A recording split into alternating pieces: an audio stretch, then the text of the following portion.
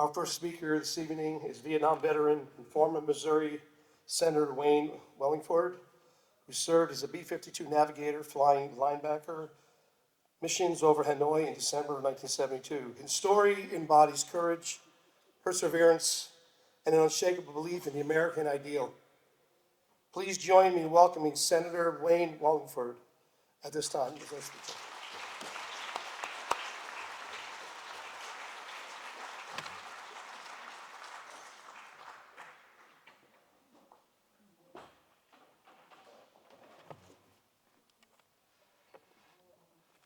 Well, good evening, and thank you for being here for the Spirit of Democracy. I usually have a 50-minute PowerPoint, but in the interest of time, you're going to get the Reader's Digest version of the Reader's Digest.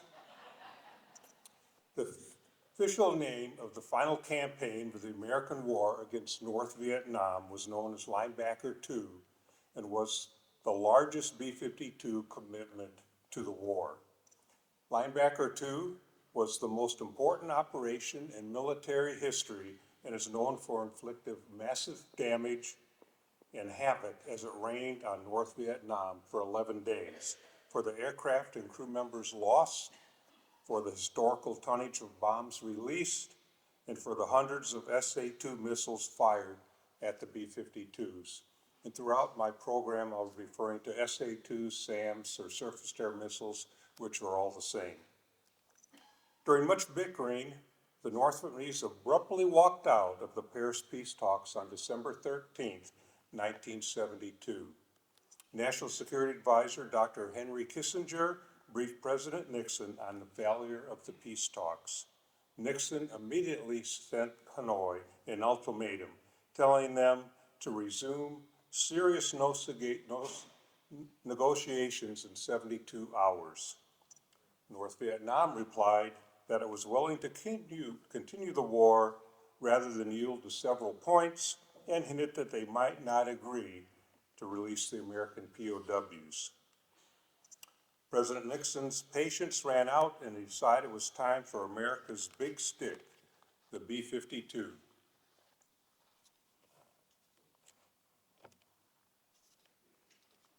His orders were simple: win the war. The Linebacker II raids had a simple aim: to smash Hanoi's infrastructure in one massive series of raids. To bring the North Vietnamese back to the bargaining table, the U.S. used the most destructive element in its aerial arsenal, the B-52 Stratofortress. The B-52s could deliver an incredible number of bombs day or night in virtually any weather conditions. Soon waves of U.S. B-52 bombers from Thailand and Guam would strike swiftly. Of the 450 B-52s around the world, more than one-half of that force was committed to Linebacker II. In terms of destructive potential, it was undoubtedly the most powerful air armada ever assembled in one place.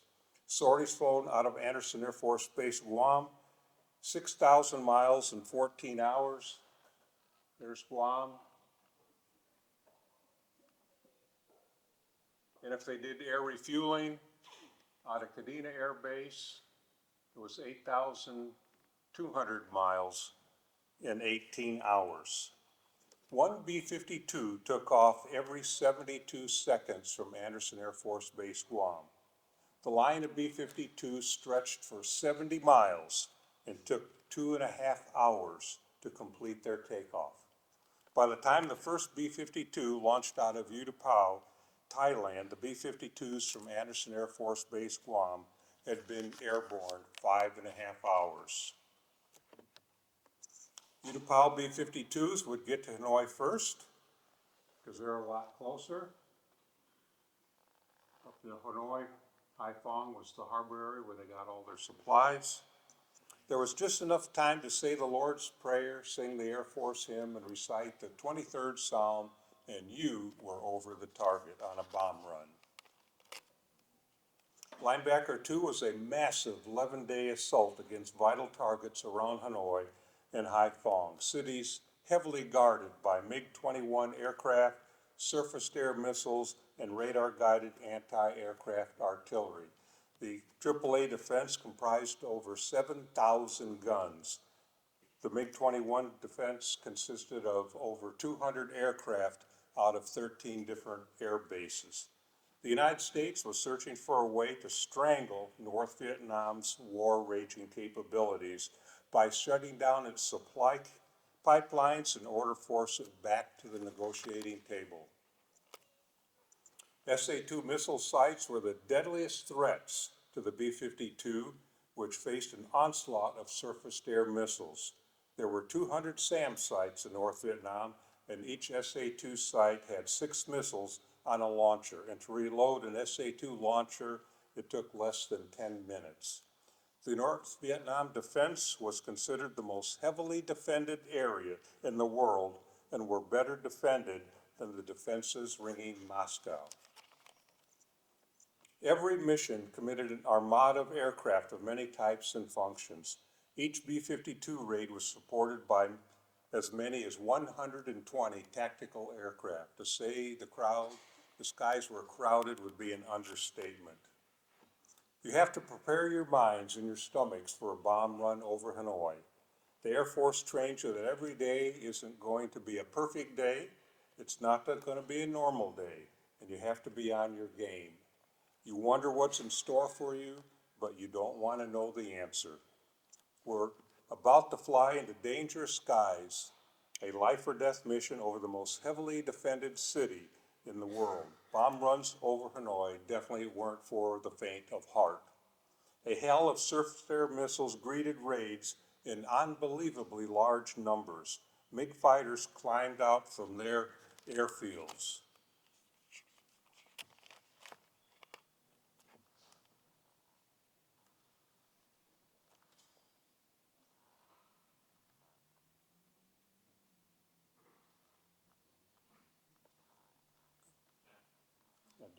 There you go. So on these slides, I'll just show you what we'll be talking about.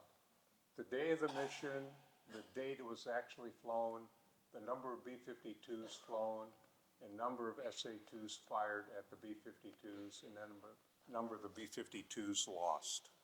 I'll also be talking about cells with code names that you'll hear, and they flew in 3-ship cells. Charcoal 1 was the first victim of the SA-2s. The crew was from Blytheville Air Force Base, Arkansas, not far from here. When hit with an SA-2, the B-52 would crack open like an egg. 30 seconds into the bomb run, a SAM exploded on the left side of Charcoal 1, puncturing its fuel tanks, knocking out instruments, electrical power, and damaging the bomb release system, so none of the bombs were released. The bleed air duct in the bomb bay ruptured, and pouring 800-degree weather from the bleed air on the engine, from the engines on the full load of 750-pound bombs in the bomb bay, causing the plane to disintegrate in midair. Rose 1 was hit by a SAM, and the wing was blown off. With fuel streaming out, it rolled over slowly on its back, raining fire, and as fuel burned, and it fell towards the ground in a sheet of flame. 3 B-52s were shot down that first night, and 2 more were severely damaged. But there were more missions to fly.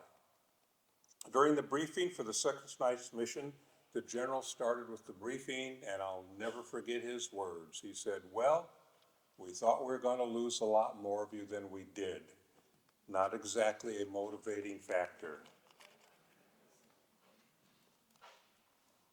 Fortunately, we didn't lose a single B-52 that second night, but 2 were damaged. Then the situation got worse. 6 more B-52s were shot down by SAMs on the third night. In less than 10 minutes, the Normandy shot down 3 B-52s. The B-52 crews flew into a sky-filled night of Soviet-built surface-to-air missiles that traveled 3 times as fast as the B-52. It felt like you could have walked across the sky on the tips of the missiles. There were so many of them. The sky was thick with SAM missiles, and missiles were on all sides. The odds were stacked against us, but we refused to quit. That night, a missile promptly nailed Quilt 3. Shortly thereafter, 2 SAMs nailed Brass 2. Orange 3 was nailed by 2 missiles. The aircraft fluttered out of control, exploded halfway to the ground, and crashed spectacularly near Hanoi. 4 hours later, a SAM slammed into Straw 2. Olive 1 was hit later. Tan 2 took 2 SAMs and disintegrated rapidly. If losses continued at that night 3 rate, almost a third of the B-52 fleet in Southeast Asia would be destroyed in the next 10 days. On day 4, Blue 1 was one of the 2 B-52s shot down. Admiral Thomas Moore, chairman of the Joint Chiefs of Staff, notified General John Meyer, the commander-in-chief of the Strategic Air Command, that the heavy raids would go on indefinitely. In the meantime, back home, the news was filled with stories telling America about the horrific losses being inflicted on the B-52s. Day 5 saw no B-52 losses, despite nearly 120 surface-to-air missiles being fired. Day 6, again, no B-52 losses, despite nearly 120 SAMs being fired. Day 7, another day without any B-52 losses. President Nixon ordered the Joint Chiefs of Staff to take a 36-hour Christmas stand-down as a goodwill gesture. Instead, Lee Duan, the General Party Secretary, interpreted the pause as victory. The North and East Command used the break in the attacks on Hanoi to restock their surface-to-air launchers and improve the capital city's defenses. On day 8, President Nixon ordered the Joint Chiefs to conduct a massive attack on Hanoi and Haiphong, flying at different altitudes on different routes of attack. This was the largest massed air attack in the history of aerial warfare, with 120 B-52s dropping their bomb load within a 15-minute window. 2 B-52s were lost during the day 8 raid.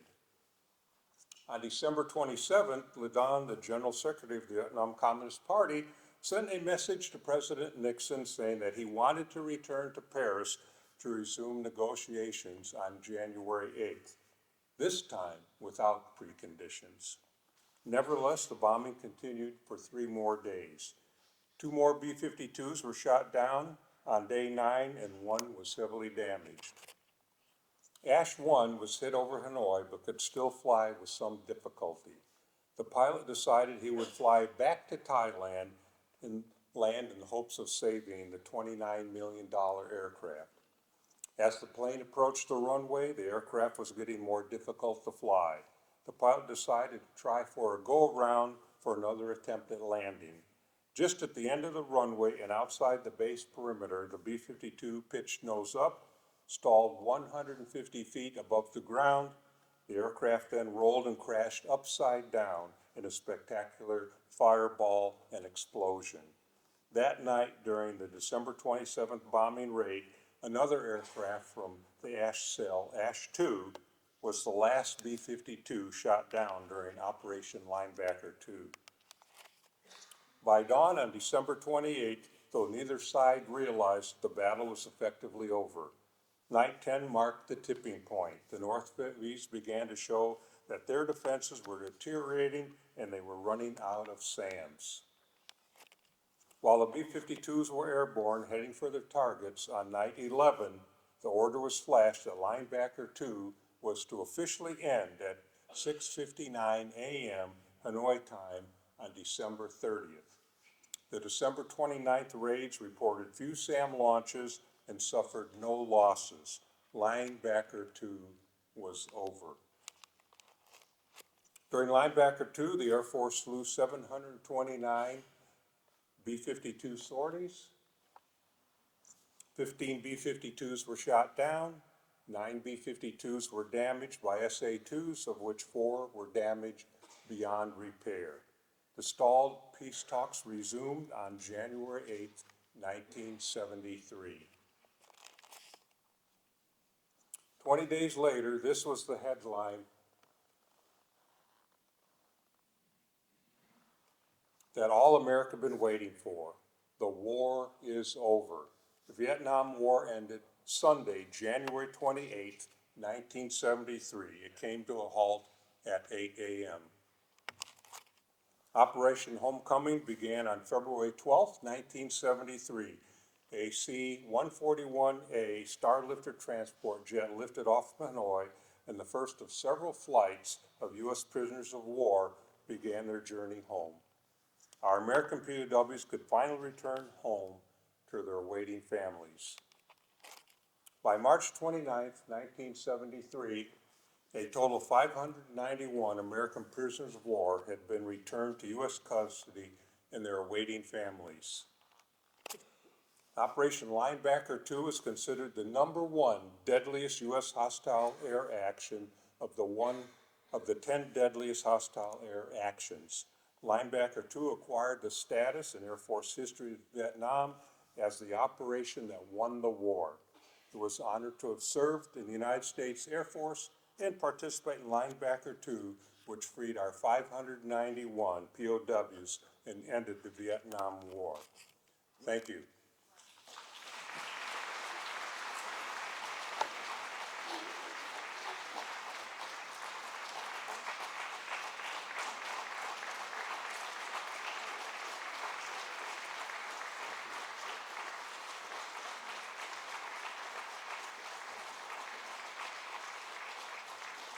Thank you very much. I appreciate that.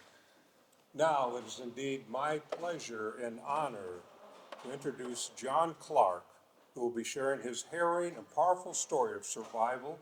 On March 12, 1967, then Captain Clark, an RF-4C Phantom II pilot flying tactical reconnaissance missions, was shot down over North Vietnam and immediately captured by the North Vietnamese militia. He endured nearly 6 years, 2,170 days as a prisoner of war, held in prisons camps around Hanoi, including the infamous Hanoi Helton, where he faced starvation, mental and physical torture, interrogation, and solitary confinement. Colonel Clark was released on February 18, 1973, during Operation Homecoming. It's my pleasure to introduce Colonel John Clark. Give him a round of applause.